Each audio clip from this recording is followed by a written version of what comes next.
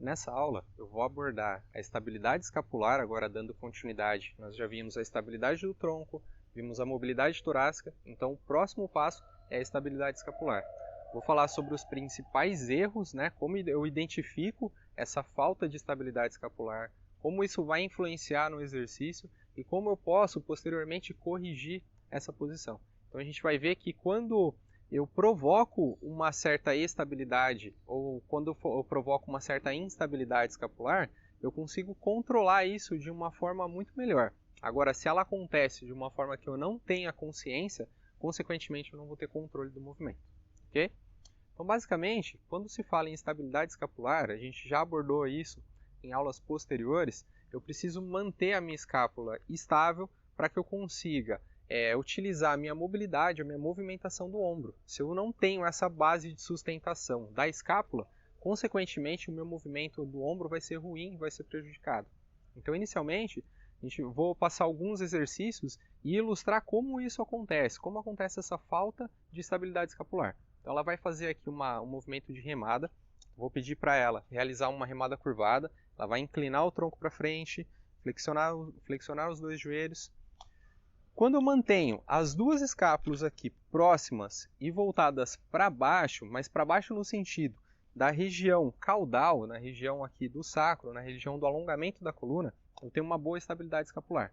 Então, quando ela realiza o movimento da remada, forçando os dois cotovelos para trás e volta na extensão, ela foca só na movimentação do cotovelo. Então, só o cotovelo dela mexe. Toda a tensão, toda a estabilização aqui acontece de uma forma muito contínua, muito frequente.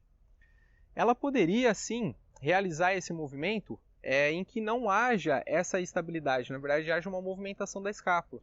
Mas o que acontece? O grande problema é quando ela tem essa perda, essa projeção do ombro para frente, essa perda da estabilidade escapular, e ela faz o movimento sem que haja essa qualificação, sem que haja esse encaixe das duas escápulas. Então fica essa posição cifótica. Isso vai prejudicar essa movimentação do ombro. Agora eu poderia pedir para que ela faça um encaixe da escápula e depois a remada. Ela volte na extensão do cotovelo e depois desencaixe. Nesse formato, controlando e tendo um passo a passo, ela desenvolve essa força, ela vai desenvolvendo a musculatura estabilizadora da escápula e depois disso ela consegue realizar a movimentação para solicitar ali toda a musculatura posterior aqui das costas. Aí pode descansar.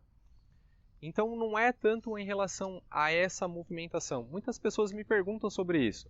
Se pode realizar essa projeção?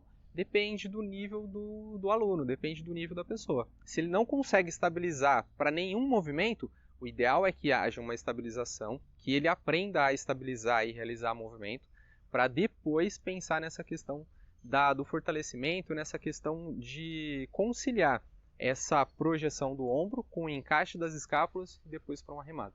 Então agora partindo no próximo passo, a gente vai pensar numa empurrada vertical. Então ela vai trazer essa barra agora alinhada aqui nos ombros, numa posição em que fica alinhada com a clavícula, vai posicionar o cotovelo levemente à frente da linha da barra. Quando há uma perda de estabilidade escapular nesse formato, ela empurra essa barra para cima e o ombro fica grudado na orelha. O ideal na estabilização da escápula seria ela encaixar essas duas escápulas, ativar aqui a musculatura dorsal, para que ela consiga realizar um movimento e não tenha um excesso de tensão no trapézio. Então, sempre que há essa projeção aqui da escápula, eu tenho um excesso de tensão, eu tenho uma perda de estabilidade escapular. O mesmo acontece se ela fosse realizar um movimento na horizontal. Então, ela abaixa aqui, ela vai abaixar imaginando que ela vai fazer uma remada. Se ela realiza essa puxada e o ombro sobe no mesmo formato, eu tenho uma perda também de estabilidade escapular. Eu preciso sempre que essa escápula esteja lá embaixo e esteja bem encaixada. Então ela é sempre para baixo e para dentro. Isso é uma posição ideal de estabilidade escapular. Então agora na próxima aula a gente vai ver como eu posso corrigir, quais são os educativos que eu posso colocar para esse aluno, para esse cliente, para corrigir esse quadro de falta de estabilidade escapular. Ok? Nos vemos lá.